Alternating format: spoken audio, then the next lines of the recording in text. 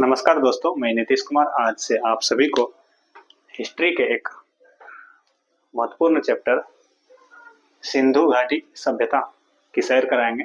और जैसा कि आप लोग सभी जानते हैं कि इसे हड़प्पा सभ्यता भी कहा जाता है।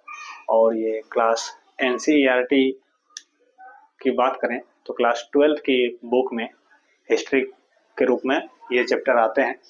और ये अगर बात करें जो महत्वपूर्ण प्रतियोगी परीक्षाएं होती है उसमें भी ऐतिहासिक दृष्टि से जो अभी तक इससे प्रश्न बनते हैं जा रहे हैं पिछले कुछ समय में, तो बहुत ही महत्वपूर्ण चैप्टर रहने वाला है। तो आप सभी को इस वीडियो को अंत तक देखने के बाद समझ में आएगा कि हमारी जो एक मानव सभ्यता का जो एक चरम बिंदु आप देख रहे हैं, टेक्नोलॉजी देख रहे हैं, या हम लोगों का जो एक विकास देख रहे हैं हर एक रूप से, चाहे वो शहरी रूप में हो, नगरीय रूप में हो, या आप अंतरिक्ष के रूप में, अंतरिक्ष में जो हम लोग नए नए जानकारी प्राप्त करने के बाद उससे अलग अलग तरह की सुविधाओं को प्राप्त कर रहे हैं। तो आज हम बात करेंगे सिंधु घाटी सभ्यता की। तो हम लोग इतिहास को इसलिए पढ़ते हैं, थोड़ा सा मैं आपसे समय लूंगा, क्योंकि हम लोग समझना चाहते हैं कि मानव जीवन हमारे पूर्वजों ने किस तरीके से स्थापित किया था। और जब उन लोगों के पास इतने सारे सुविधाएं नहीं थे, उन्होंने किस प्रकार से खाना बनाना सीखा, और अन्न उपजाना सीखा, उसको संग्रहित करना सीखा, साथ ही साथ एक साथ रहने की, जीने की प्रवृत्ति को कैसे शुरू किया।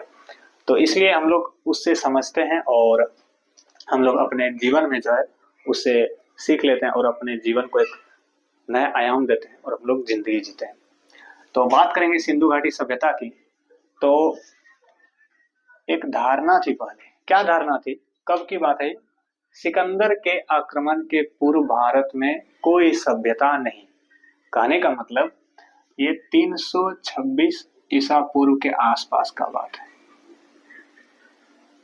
326 ईसा पूर्व के पहले के, जब भारत पर आक्रमण करता है सिकंदर, उससे पहले उस समय तक माना जाता था कि भारत में कोई भी सभ्यता नहीं रही है। और सभ्यता की बात करें तो सभ्यता किसको कहा जाता है, आप समझिए। जब मानव या मनुष्य एक साथ रहना सीख जाते हैं, खुद से अन्न को तैयार करना सीख जाते हैं, और अन्न वो खाते हैं वो अपने से उपजाना चाहते हैं, साथ ही साथ संग्रहण करना सीख जाते हैं, और सबसे महत्वपूर्ण बात, अगर वो लिखना पढ़ना सीख जाते हैं।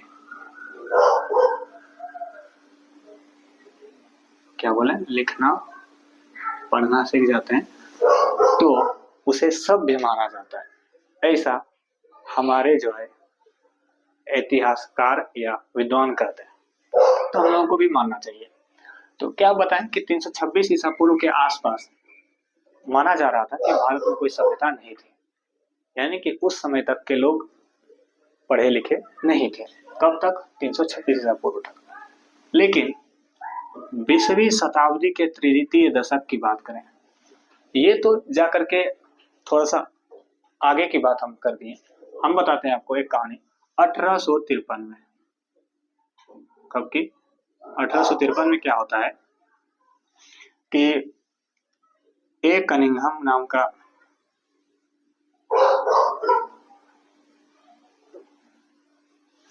व्यक्ति और साथ ही साथ एक इतिहासकार रहते हैं उसके साथ,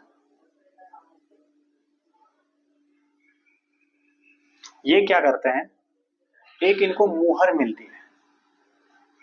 क्या मिलती है, मुहर।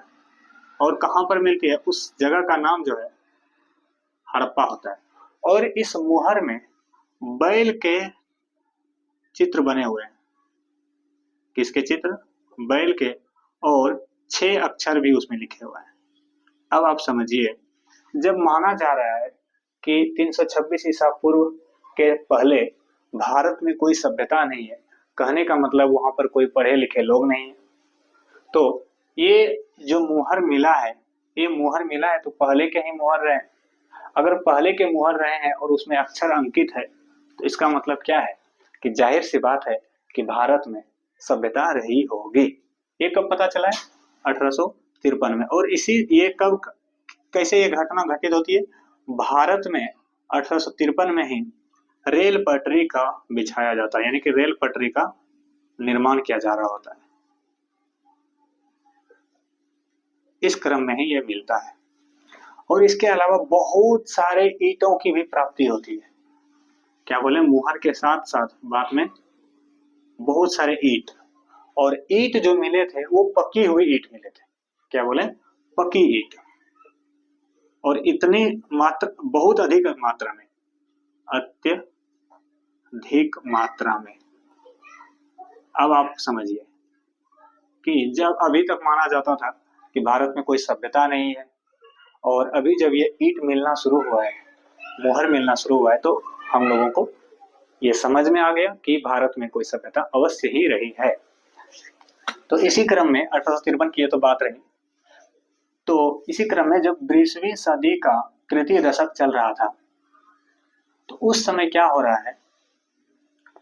तृतीय दशक, 20वीं सदी मतलब क्या हुआ? 1900 ईस्वी के बाद का बात हो रहा है, ठीक है। और तृतीय दशक का बात है कि 1920 के बाद का बात हो रहा है। ऐसे समझिए आप। इसमें क्या हो रहा है? एक दयाराम साहनी जी और एक हमारे रखालदास बनर्जी, इनके द्वारा पुरा वस्तु की खोज किया जाता है। पुरा वस्तु का अर्थ क्या होता है? पुराने वस्तु, प्राचीन काल के कोई भी वस्तु है जो कि मानव के द्वारा उपयोग की जाती थी, इनके द्वारा खोज की जाती है। और सबसे जो महत्वपूर्ण चीज इन सभी के द्वारा खोजी जाती है वो है मानव कंकाल। मानव कंकाल ये सर्वाधिक महत्वपूर्ण साक्ष्य रहा है सिंधु घाटी सभ्यता का। और सबसे अधिक बात करें तो मोहनजोदड़ो में मिला है। एक जगह है मोहनजोदड़ो, सर्वाधिक मानव कंकाल कहाँ पे मिला है? मोहनजोदड़ो में। इसीलिए इस मोहनजोदड़ो का जो नाम है, और सिंधी भाषा में अगर इसका अर्थ की बात करें तो इसका अर्थ होता है मृतकों का टीला। मृतक मतलब शव, मृतकों का टीला। यहाँ पर सबसे ज्यादा मिला, इसीलिए ये मोहनजोदड़ो का, या मोहनजोदड़ो जो नामकरण हुआ है मृतकों का टीला के अनुसार नामकरण हुआ, और वहीं पे सर्वाधिक मानव कंकाल प्राप्त हुआ है। तो इनके द्वारा दयाराम साहनी और रखालदास बनर्जी के द्वारा ये सभी बात हो रही। लेकिन आप सभी को ये जो क्लास 12th में इस चैप्टर का नाम मिलेगा ईट मन के वो अस्थियां। तो ईट तो मिल गया हमको, अस्थियां भी मिल गया है, लेकिन मनकों की जो बात करेंगे अगले लेक्चर में बात होगी। अब समझिए, पुरावस्तु की खोज होगी, लेकिन नामकरण में आप देखते हैं कहीं पर सिंधु घाटी सभ्यता लिखा रहता है, कहीं पर हड़प्पा सभ्यता लिखा रहता है।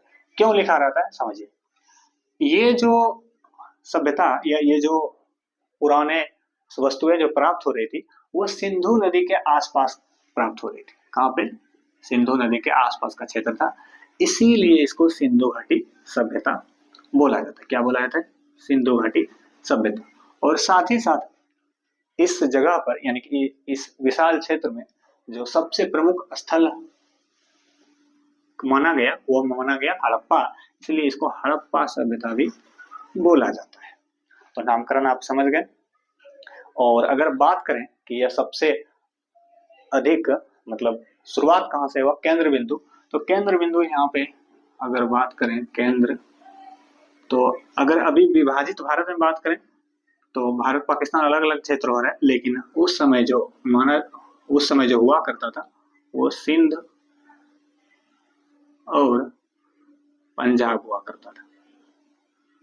सिंध और पंजाब, यहाँ पर सबसे ज्यादा महत्वपूर्ण चीजें प्राप्त हुई, जैसे कि हम लोग पता लगा पाए कि एक सभ्यता रही है।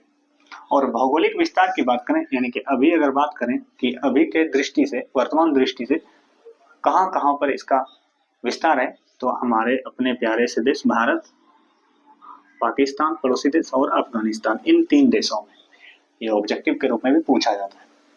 अब बात करेंगे, ये तो भौगोलिक क्षेत्र और पुराने समय की बात की, लेकिन जब इसका एक तरीके से ऑफिशियली मतलब आधिकारिक रूप से जब सर्वेक्षण होने लगा तो बात करेंगे। अब एक आता है व्यक्ति चार्ल्स मैसन। और उन्होंने 1826 में ही, कब की बात की, 1826 में ही उनके द्वारा सिंधु घाटी सभ्यता या संदर्भ सभ्यता का पता लगा लिया जाता है। और उनके द्वारा जो इनका वर्णन किया जाता है 1842 में एक पुस्तक, ये क्या है, पुस्तक का नाम है नैरेटिव ऑफ जर्नी। इसमें वो पूरा इसका विवरण करता है सिंधु घाटी सभ्यता का। लेकिन होता क्या है कि अगर सरकार किसी चीज में सहयोग नहीं करती है तो बातें धीरे धीरे दब जाती है। इसी तरीके से इस पर कोई ध्यान किसी का विशेष रूप से नहीं गया। लेकिन 1921 में दयाराम साहनी के द्वारा एक बहुत अधिक मात्रा में पुरावस्तु की खोज होती है, और कहां पर होती है, हड़प्पा में। तो माना जाता है कि हड़प्पा की खोज दयाराम साहनी के द्वारा 1921 में किया गया। और इसी क्रम में 1922 में अगले साल रखाल दास बनर्जी के द्वारा मोहनजोदड़ो की खोज की गई। लेकिन इन सभी को, इन दोनों को, या और भी जो अभी स्थल मिलने वाले हैं, हम लोग चर्चा करने वाले हैं, तो इन सभी में एक भारतीय पुरातत्व सर्वेक्षण विभाग के अध्यक्ष जो है वो रहे थे सर जॉन मार्शल। इनके नेतृत्व में ये खुदाई करवा पाते हैं। कौन? दयाराम साहनी और रखालदास बनर्जी। इनको कहा जाएगा उत्खनन करता या खोज करता, और ये हमारे मदद करने वाले एक तरीके से ऑफिशियली आधिकारिक रूप से इनके द्वारा करवाया गया। तो ये रही बात। अगर बात करें कि अभी वो कितने भौगोलिक क्षेत्रफल में फैला हुआ है, तो आपको आश्चर्य हुआ, 13 लाख वर्ग किलोमीटर। और हाँ, अभी भी खोज जारी है, अभी भी रुका नहीं है। 13 लाख वर्ग किलोमीटर। भारत का क्षेत्रफल कितना है? लगभग 32 लाख वर्ग किलोमीटर। और बताइए 13 लाख, बहुत बड़ा भौगोलिक क्षेत्र। और बात करें अभी तक कितने स्थलों की खोज हो चुकी है, तो 2800 स्थल। और बात करें कि ये जो साम्राज्य या ये जो सभ्यता है का जो फैलाव था भौगोलिक क्षेत्रफल के रूप में, जगह के रूप में, तो त्रिभुजाकार के रूप में था। और अगर इसकी लंबाई की बात करें तो 1100 किलोमीटर में फैली थी, चौड़ाई की बात करें तो 1600 किलोमीटर में फैली थी।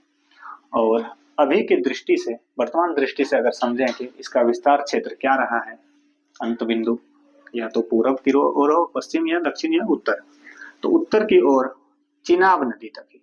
किस नदी तक? चिनाब नदी तक। एक जगह है मांडा, जो कहाँ पड़ता है? जम्मू कश्मीर। ये उत्तरी विस्तार, उत्तरी बिंदु विस्तार है। और अगर दक्षिणी बात करें तो दैमावाद महाराष्ट्र में पड़ता है। और नदी की बात करें तो गोदावरी नदी। इसी तरीके से अगर पूर्व की ओर बात करें तो हिंडन नदी के आसपास, और ये कहाँ पर? आलमगीरपुर कहाँ पर पड़ता है? यूपी में। और अगर बात करें पश्चिम की ओर तो ये दास्क नदी के आसपास, और जगह की बात करें सूतकोंगेंडोर पाकिस्तान, या इसको आप बलूचिस्तान बोलिए।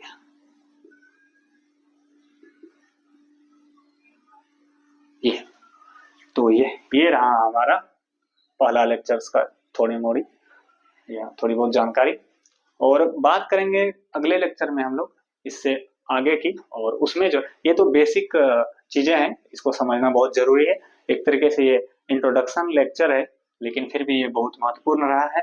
तो आशा करते हैं कि आप सभी को मैंने इस वीडियो लेक्चर में अच्छी तरीके से समझा पाया, और अगले वीडियो लेक्चर में इससे आगे की बात करेंगे। और पूरी सीरीज इसी तरीके से चलती रहेगी। अगर आपने अभी तक मेरे YouTube चैनल को सब्सक्राइब नहीं किया है तो जरूर सब्सक्राइब कीजिए और हमें सपोर्ट कीजिए। साथ ही साथ अपने पढ़ाई को एक नया आयाम दीजिए। नमस्कार, जय हिंद। मिलते हैं अगले वीडियो में। जय हिंद।